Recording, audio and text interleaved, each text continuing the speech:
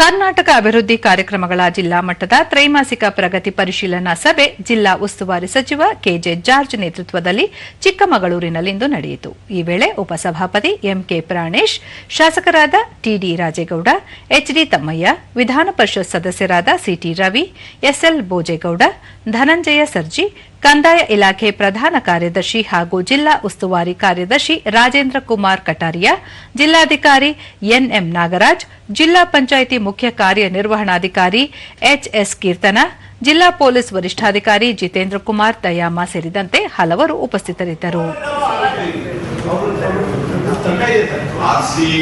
ಈ ವೇಳೆ K J George ಜಿಲ್ಲೆಯಲ್ಲಿ ಕುಡಿಯುವ ನೀರಿಗೆ ಸಂಬಂಧಿಸಿದ ಕೆಲಸಗಳನ್ನು ತ್ವರಿತಗತಿಯಲ್ಲಿ ನಿರ್ವಹಿಸಬೇಕು, ಜಲ್ ಜೀವನ್ ಮಿಷನ್ ಯೋಜನೆಯನ್ನು ಸಮರ್ಪಕ ರೀತಿಯಲ್ಲಿ ಅನುಷ್ಠಾನಗೊಳಿಸಿ ಮನೆ ಮನೆಗೆ ನಳದ ಮೂಲಕ ನೀರು ಸರಬರಾಜು ಮಾಡಬೇಕು ಎಂದು ಅಧಿಕಾರಿಗಳಿಗೆ ಸೂಚನೆ ನೀಡಿದರು.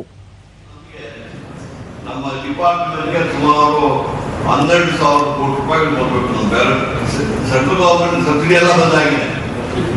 ಬೇರೆ ಅದನ್ನು ಮೇನ್ ಆಗಿ ಬರಬೇಕು. RDPR ಮೇಜರ್ ಎಲ್ಲ ಲಿಫ್ಟಿಗೇಷನ್ ಮಾಡ್ತಾರೆ.